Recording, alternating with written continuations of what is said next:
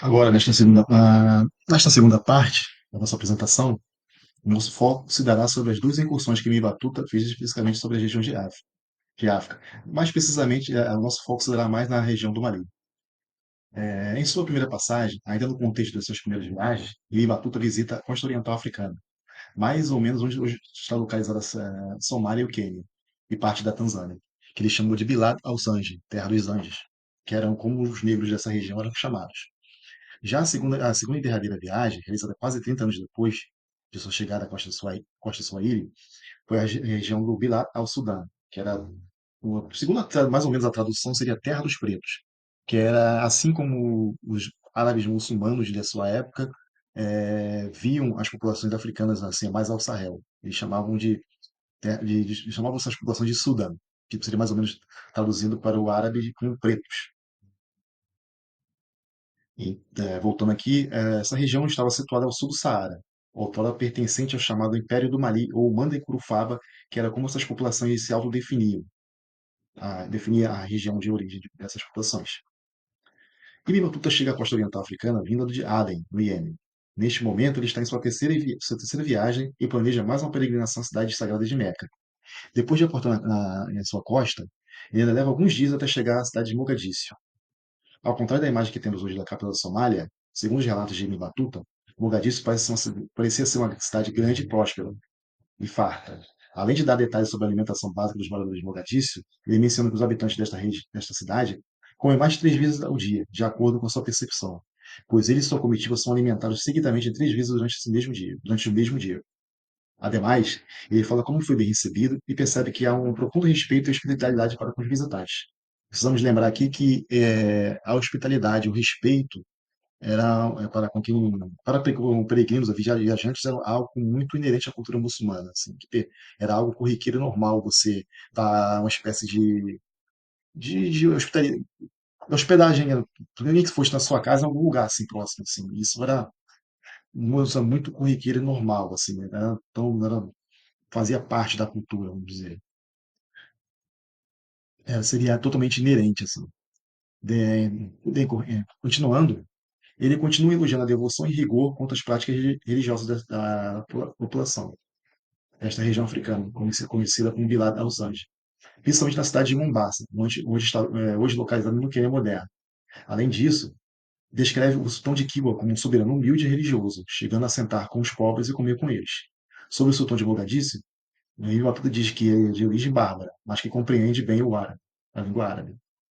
E Batuta percebe que não havia um certo rigor e obediência no que tange às práticas que não havia um certo rigor, a obediência no que tange às práticas religiosas sem intervenção e observância dos sheiks e cadis, que parecem organizar e hierarquizar todos os momentos das cerimônias religiosas na região. Além disso, ele descreve sobre como se desenvolve a cidade de forma hierárquica, só chegando ao sultão temas extremamente importantes e imprescindíveis. Em mais de um momento, ele faz questão de mencionar o tom da pele mais escuro da população, que ele chama de Zuni, os Muji, e que ele percebe que algumas pessoas têm cicatrizes no rosto.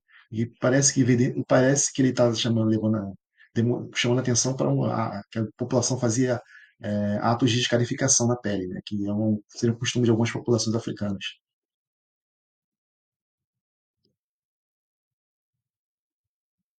Passados quase 30 anos depois de sua estadia no Bilad al-Zanj, Ibn Battuta cruza o deserto do Saara ao sul de Marrakech, para adentrar o Bilad al-Sudan, Terra dos Pretos, segundo, como falei anteriormente, a definição árabe, ou Manda Curufaba, como os próprios habitantes do Mali se autodefiniam, naquela que seria sua última viagem. Ele chega nessa região, como ele mesmo diz, junto a uma comitiva do sultão Merinda, Abu Inan, vinda de Sidi-Maza, a cidade de Sidi-Maza, mais ou menos ali na região mais ao norte. Importante lembrar que Mimbatuto não foi apenas especificamente ao Bilad al-Sudã, mas sim a região da África Ocidental, englobando a região do Mali. Ao contrário de sua estadia no Bilad al-Zanj, sua visita à região do Mali conta com maior riqueza de detalhes sobre os contatos travados com a população local, seus hábitos e costumes junto à descrição de paisagens naturais, como savanas, rios e desertos. São relatos pautados com tons de moralidade, distinções raciais, observância quanto às práticas religiosas, até um certo estilo fantástico e extraordinário sobre a população. Assim, ele faz relatos que beiram o fantástico, beiram o extraordinário, chega até a beirar um pouco de fantasia, assim, olhando. rapidamente. Então, seus estranhamentos começam quando ele diz, segundo suas palavras, uma falta de ciúme dos maridos para com suas esposas. Pelo que parece indicar, os maridos não confinavam suas esposas em seus lares nem as relegam a papéis secundários, familiares ou sociais. As mulheres nesta sociedade, sobretudo as casadas, parecem gozar de uma certa autonomia. Mais adiante, Ibn Batuta não entende o porquê da herança familiar não é passada de forma patriarcal, isto é, de pai para filho. Tanto a herança material quanto a familiar, como nomes de família, são transferidos pelo lado materno da família, sendo que a herança caberia aos sobrinhos. Bens materiais e heranças clânicas seriam passadas dos tios maternos para os seus sobrinhos, no formato matrilinear, mas sem que as mulheres exercessem papéis de liderança. Essa condução matrilinear também era usada na sucessão dos mansas, os soberanos marineses. E Mimatuta confessa jamais ter visto algo parecido em qualquer sociedade, excetuando entre alguns dos pagãos e hindus do Malabar, como ele mesmo sinalizou. Ademais, ele também observa que tanto homens e mulheres mantêm amizades próprias de cada um, sem que isso necessite passar por aprovação de pais, irmãos mais velhos ou maridos, no caso das mulheres. Um exemplo que ilustra bem isso é sobre o momento em que Mivatuta visita a Yandaka Massuf, que era uma figura proeminente de da cidade de Iwalatan. Ele encontra a esposa deste em casa deitada em sua cama, conversando com outro homem ao seu lado, sendo que Massuf estava digamos, na sala. Inquirido por Batuta sobre quem seria aquele homem, Massuf menciona se tratar de um amigo. Batuta reage de certa forma indignado, dizendo que em outros países isso não seria aceitável. Já Massuf não vê problema e diz que em sua cultura não há nenhum problema entre homens e mulheres manterem amizades entre si. Depois desse momento, Batuta jamais retornaria a esta casa. Nota-se que essa história ilustra bem que, mesmo sendo dois homens muçulmanos, havia enormes diferenças culturais entre Ibn Batuta e o muçulmano Massuf desta região. Ibn Batuta era um homem muçulmano, assim, oriundo do norte da África, letrado nas ciências jurídicas e islâmicas, assim como Massuf também era um homem letrado nas ciências jurídicas e muçulmanas e islâmicas. Mesmo com uma formação, digamos, parecida, similar, nota-se que havia diferenças culturais entre esses dois homens, assim, porque Ibn Batuta vinha uma cultura um pouco mais conservadora na questão de costumes. Já Massuf, ele tinha uma percepção totalmente diferente, né? É, é, essa história não consegue mensurar a diferença cultural existente entre indivíduos que professavam a mesma religião, né? É uma história que evidencia bastante, evidencia bastante isso, sabe? Esse enorme abismo de as relações cotidianas, assim, com visões díspares sobre as relações cotidianas. Continuando aqui, a partir dessas histórias relatadas por Ibn Batuta, percebemos que a sociedade do Manda Curupaba era regida, como disse anteriormente, pela matrilinearidade, onde as linhagens, parentescos e heranças são marcados por traços familiares dados pelo lado materno. Dessa forma, não é de surpreender um certo grau de autonomia representada pelas mulheres dessa sociedade. O choque de Mibatuta se deve ao fato de pertencer a uma sociedade com visões sociais e culturais um pouco discrepantes, onde homens e mulheres representam papéis bem definidos, seguindo, como falei anteriormente, né, seguindo uma modelo patriarcal que como a sociedade onde vivia, Mibatuta, ali no norte do continente africano, seguia esse modelo mais patriarcal, mais conservador, assim, onde as mulheres tinham papéis bem secundários. Depois de alguns dias, Mibatuta, depois de alguns dias,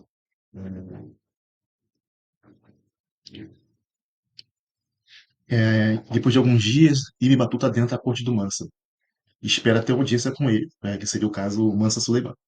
No entanto, ele reclama da hospitalidade por não ter recebido presente de seu anfitrião. Outros comportamentos reprovados por Ibn Batuta são a extrema submissão dos negros para com seus soberanos, se humilhando e jogando poeira sobre si, quando estão diante dele, além de se despojarem de suas vestes. Aliás, a permissividade de Mansa para com o fato de as mulheres ficarem nuas diante dele choca Ibn Batuta, que desaprova a conduta. Ademais, Ibn menciona que a população, de certa forma, odeia o Mansa por ser um homem egoísta e avarento, ao contrário do soberano anterior. Ao chegar em Iualatan, Ibn após 2 meses de viagem por terra, trava contato com a população local. E por aqui que começam algumas observações carregadas com certo ar de distinção baseado na cor da pele, diferenciada da sua, que poderia ser categorizado como um tipo de racismo ou proto-racismo, segundo minha percepção. No decorrer do texto, Batuta cita que os negros demonstraram um certo desdém para com os brancos. E, embora ele não fique claro que desdém, o que seria esse desdém. Em seguida, durante o banquete que fora convidado, que acaba indo a contragosto, o magrebino se mostra profundamente insatisfeito, tanto quanto a forma que foi recepcionado, quanto a comida servida no banquete. Ele chega a se questionar se foi para isso que ele tinha se deslocado. Nesse momento, ele começa a ter dúvidas quanto se esperaria algo de alguma essa estadia. Em outra situação, já na corte de Mansa Suleiman, ele reclama da hospitalidade e por não ter recebido presente de seu anfitrião, além de não ver com bons olhos a extrema submissão dos negros para com seu soberano. Aquela história de novo de que ele via a população se humilhando, jogando poeira, pó em cima de si, e de estarem assim, de se despojarem de ficarem nus.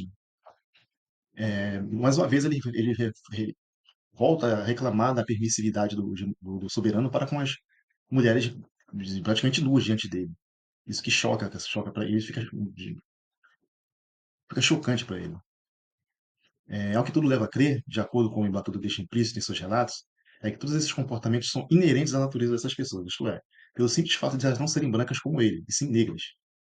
Em mais de um momento, Ibn Battuta aponta para mais de um tipo de distinção entre brancos e negros, algo que sistematicamente ele faz questão de mencionar. Neste caso, Ibn Battuta diz que há um respeito enorme à riqueza dos brancos, mesmo quando eles morrem.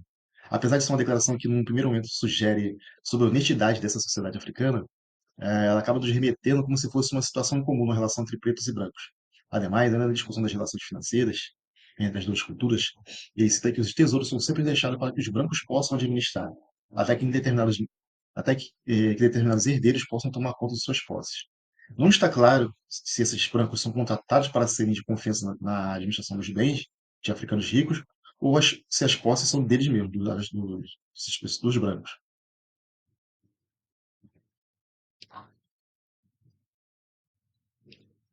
Dando prosseguimento, depois de cruzar o deserto rumo ao Bilad Sudã, e Batuta nos fornece um relato com episódios fantásticos e pitorescos, como a história das vacas com água nos intestinos, de espíritos malignos que habitam o deserto, do guia praticamente cego e de um homem que, apesar das reclamações de Batuta, insiste em brincar com as cobras e acaba sendo picada por uma delas. O inusitado é que, segundo o relato dos Masuf, o homem só não morreu porque a cobra tinha bebido água antes. Continuando, Ibn Battuta descreve algumas frutas e leguminosas da região, e cita uma fruta que ele chama de gart, que é de alguma forma imprópria para o consumo das pessoas, dos homens, dos brancos em geral. Não está claro por que essa afirmação, mas isso, mais uma vez, evidencia uma consideração de distinção entre pretos e brancos, segundo a visão de Ibn Battuta. Continuando, em uma aldeia situada a 10 dias de Ualatan, ele encontra uma comunidade de muçulmanos brancos pertencente ao ramo Harijita, do Islã. Não está claro na Hila como essa comunidade se forjou na região. Em um momento, ele conta que os brancos não ultrapassariam a cidade de Uf, pois eles seriam mortos assim que chegassem lá. Também não está claro o porquê dessa consideração. Durante este percurso, acontece uma das passagens mais hilárias ao mesmo tempo reveladoras dos relatos de Vivatuca. Chegando próximo ao rio, que ele julga ser o Nilo, ele para fazer suas necessidades fisiológicas. Reclama da presença de um homem negro que o surpreende fica entre ele e o leito do rio. Vivatuca fica possesso de raiva e vê aquilo como um ato de auto obsceno de grosseria. E faz queixa a outras pessoas. Essas pessoas acabam explicando a ele que o homem queria, na verdade, protegê-lo de um ataque de crocodilo. E ele estaria ali para afugentar o animal, né? Então ele estava mais preocupado de fazer queixa, assim, de se indispor com uma pessoa que ele via como diferente a ele, uma pessoa muito provavelmente devido à cor da pele, né? Tinha uma postura de certo momento racista para as pessoas, que acabou não se ligando que estava ali um animal que pô, em pouco momento ia devorar ele, né? E o homem estava ali apenas para protegê-lo, mas assim mesmo isso não foi suficiente para aplacar a sua raiva. Ao sair do Mali, ele se depara com alguns hipopótamos, que ele nunca, são animais que ele nunca tinha visto na vida. E acaba sendo chamados de cavalos marinhos por ele. Em outra passagem, ele conta a anedota de um local habitado por canibais, que seria um local escolhido para punições graves, mas seria mais ou menos um lugar que seria reservado para punições graves, como uma espécie de pena de morte. Em certo momento, Mansa Suleiman pune um certo Cade branco acusado de roubo e o envia para essa localidade. Eis que, passados alguns anos, Cádia acabou não sendo devorado. Isto porque os pagãos canibais, como se a referência ali, eram, como eram denominados, né? Não tinham o hábito de comer pessoas brancas, sendo inclusive prejudicial à saúde deles, porque não, segundo as suas visões, a carne não estava madura. Em outra história, o Mansa recebe uma comitiva destes canibais, que recebem como uma espécie de premiação, uma comissão assim, um servo negro que será devorado por eles ao sair dali. Ainda em relação a estes canibais, segundo o relato que está contido na Hila, a carne das mulheres era mais apreciada, tendo como as partes preferenciais o peito e a palma das mãos. Nunca diz respeito à rigidez voltada para a aprendizado das leituras sagradas, e Bimbatul apresenta duas histórias pitorescas. Ao se deparar com Kaj, que está com um rapaz acorrentado, o viajante questiona sobre o porquê disso. O Kaj, que na verdade é o pai do rapaz, estaria o acorrentando para lhe prender o Alcorão. Da mesma maneira, ele encontra um jovem na mesma situação desse outro rapaz, igualmente acorrentado, porém mais bem vestido. Neste momento, o viajante acredita que o jovem deveria ter cometido algum crime.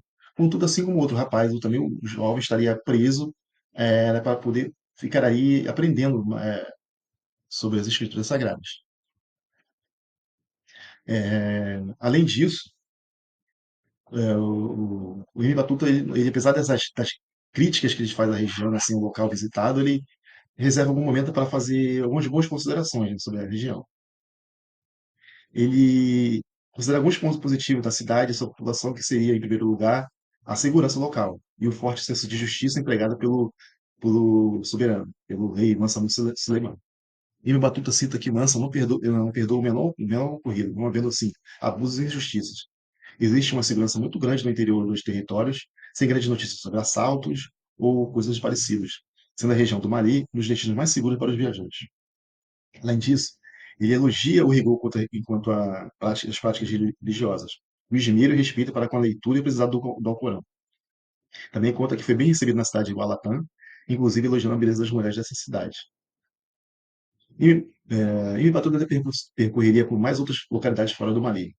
Visitaria Timbuktu, cidade famosa por ser um centro de estudos da ciência islâmica de sua época.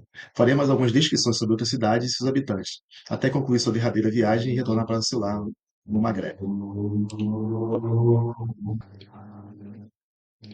Chegando à conclusão, precisamos relembrar que Ibn Battuta, ao longo de quase 3 décadas empreendendo viagens, tomando contato com os mais diversos povos e as mais diversas culturas, jamais escreveu uma linha sequer sobre suas viagens. Em nenhum momento ele eternizou seus feitos por meio de um diário, por exemplo.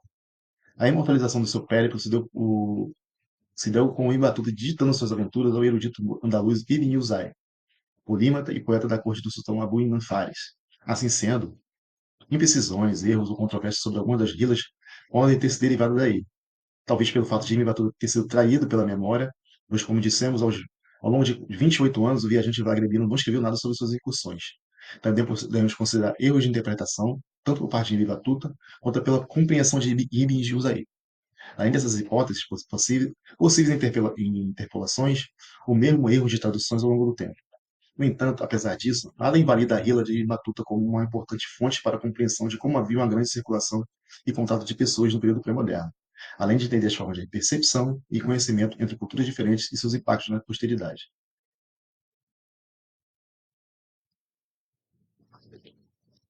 Então, vou deixando aqui no último slide algumas das fontes e referências que eu usei tanto para essa apresentação quanto está sendo usada para a minha dissertação de mestrado, né?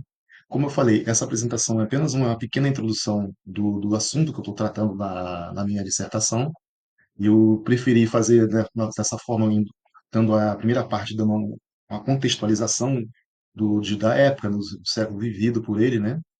Tanto a contextualização de alguns pontos, assim, tanto do momento vivido no século XIV, como de alguns pontos inerentes à cultura, né? Como eu falei inicialmente sobre o que era o conceito de Umar, como o conceito da, das, assim, das visões de separação entre muçulmanos e não muçulmanos, sobre algumas. Por onde eu pesquisei, onde pode ser pesquisada a vida de Batuta Suahila, né? Sobre algumas fontes, como o original, que está em alguns manuscritos espalhados pelo mundo, as traduções que eu acabei falando aqui no início da apresentação, e nessa segunda, eu aproveitei a segunda parte para poder falar mais ou menos do momento em que ele visita essas duas regiões africanas, e a mais específica a região do Mali, que ele passa, que é a sua praticamente a última viagem, né? E é uma viagem peculiar, porque ele acaba tecendo não considerações não elogiosas para a população, assim. Ele, ao mesmo tempo, ele faz um, e traça ele faz referências a distinções de, de, de raça, assim, né? Agora, não está muito, fica bem implícito sobre isso, assim, em alguns momentos, mas em outros momentos também ele faz uma distinção, mas ele coloca uma categorização de certo ponto moral, porque ele vê a forma como é digamos, o Islã regional dessa região é um pouco diferente do Islã que ele conhece. Fora os hábitos e costumes que ele vê na população, que ele vê como, de certa forma, errado, né? Então, vou terminando por aqui, vou deixando aqui, como eu falei, as referências. No início da apresentação do primeiro slide está ali meu contato. Dúvidas, observações e qualquer outro assunto de interesse, você pode entrar em contato comigo. E deixo aqui um grande abraço e tchau para todos.